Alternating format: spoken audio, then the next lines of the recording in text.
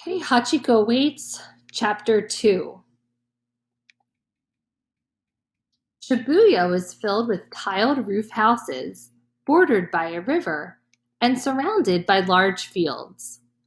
The professor and Hachi rounded a corner and made their way down a residential street lined with tall keyaki trees, their branches covered with clusters of small yellow blossoms.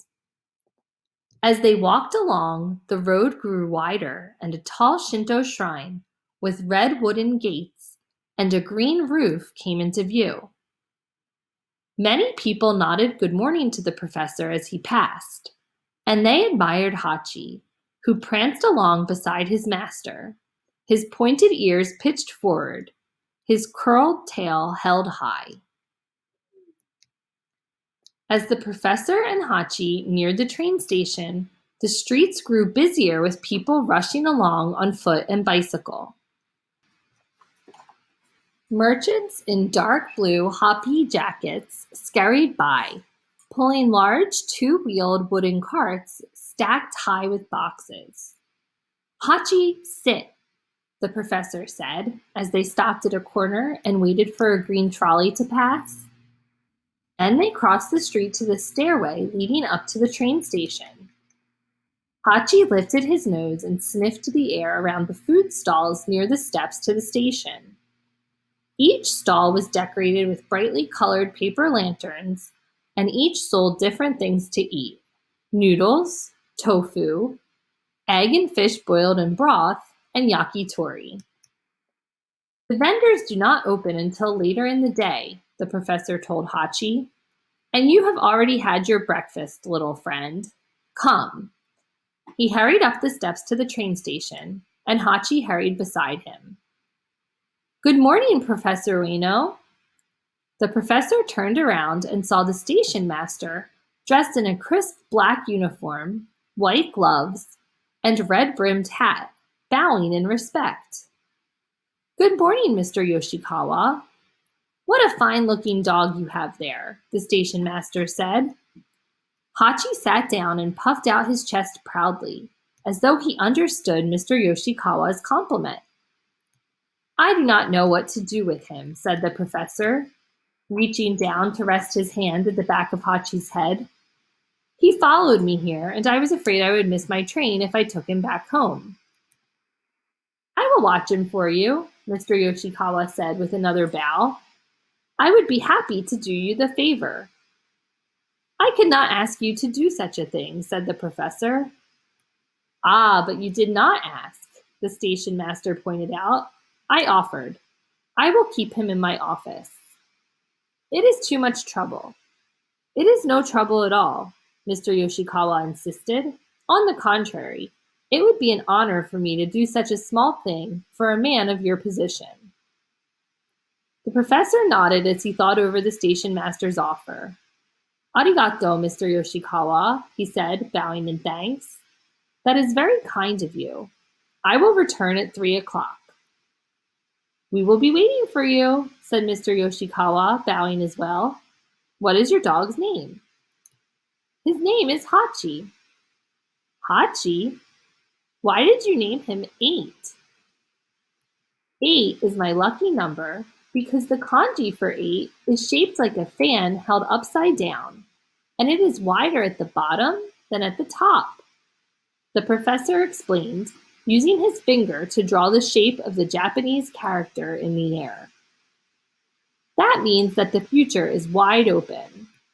And Hachi is the 8th dog I have owned, so he is sure to be lucky. He is smarter than any other dog I have trained. Already I have taught him to sit, to lie down, to come, and to heel. The only thing I cannot teach him is to bark." "Perhaps it is better that he does not speak," remarked the station master. "Some dogs cannot be taught to stop barking." "That is true," said the professor. "But Akitas do not misbehave like that. They do not bark unless they think something is wrong. But I would still like to teach him, just to hear the sound of his voice."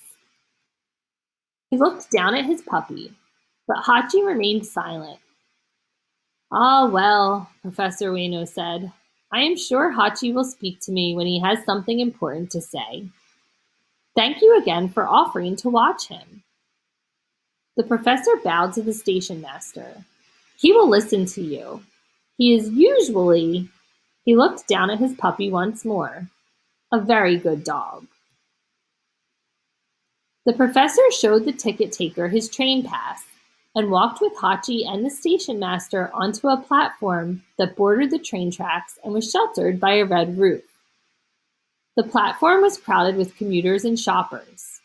Many of the men wore business suits and leather shoes, as the professor did. But some of the men, and most of the women, wore kimonos with wooden geta clogs or straw zori sandals on their feet. While the station master patrolled the platform, Professor Ueno stood beside a woman in a green cotton kimono patterned with butterflies and fastened at her waist with an obi the color of pale jade. Her belongings were all tied up in a green cloth furoshiki.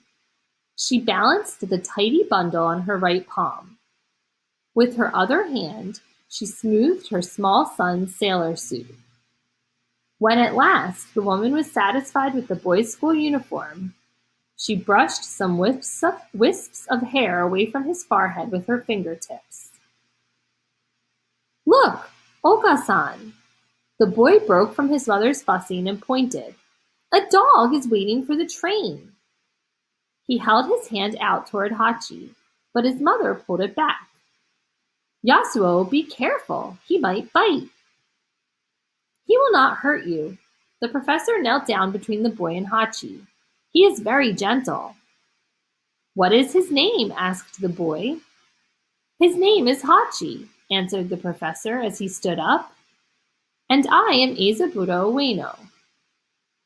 I am Mrs. Takahashi, said Yasuo's mother, bowing her head. And this is Yasuo, my son. Yasuo is very curious. As if to prove his mother's point, Yasuo bowed and immediately posed another question. What kind of dog is Hachi? He asked the professor. Yasuo, Mrs. Takahashi said, do not be such a bother.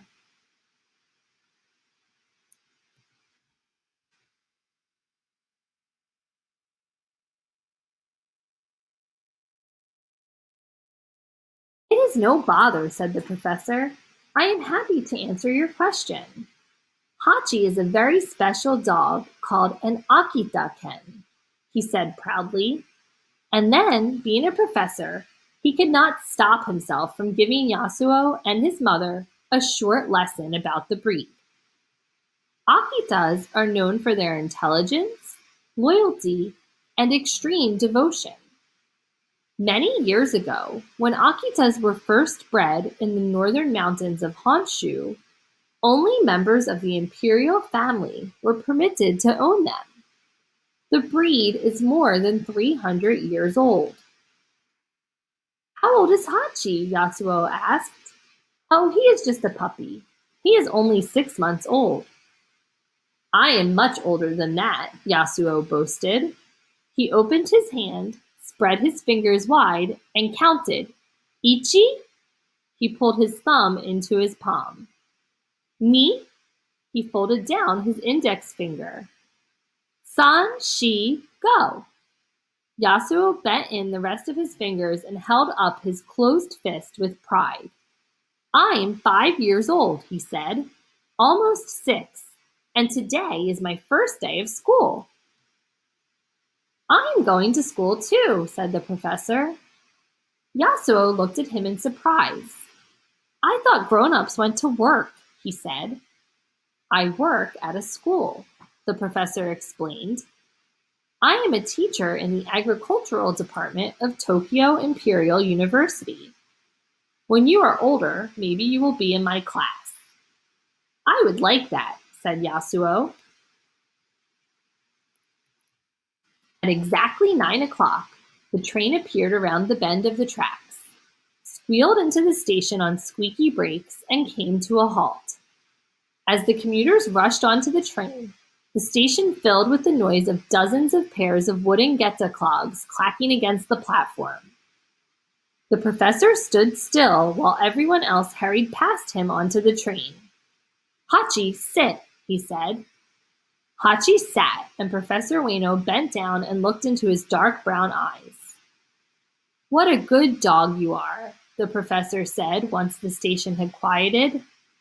"What a fine dog you are," he repeated softly. "Hachi, you are the best dog in all of Japan." He stroked Hachi's head, kissed the tip of his nose, and straightened up. "I will return at 3 o'clock." The professor stepped inside the train just before it pulled away and waved to Hachi. "Farewell, little friend." Hachi stayed right where he was on the platform, craning his neck to watch the departing train that held his master. When he could no longer see it, he sat a few minutes more staring at the empty tracks. Mr. Yoshikawa came up behind him and scratched his ears. "You are going to spend the day with me, Hachi," he said. "Come." Mr. Yoshikawa took a few steps back toward his office, but Hachi remained where he was, staring off in the direction the professor's train had gone. Then he stood up, turned, and trotted toward the exit of the station. "Hachi!" Mr. Yoshikawa called, clapping his white gloves sharply. "Come back!" Hachi ignored him and continued on his way. "Hachi!" the station master cried. He hurried after the dog, but when Hachi saw he was being chased, he dashed through the station, down the steps, and out onto the street. Mr. Yoshikawa followed the dog down the stairs and tried to catch him, but he could not leave his post at the train station. In dismay, he watched as the tip of Hachi's tail disappeared around a corner. What was he going to tell the professor when he returned on the 3 o'clock train?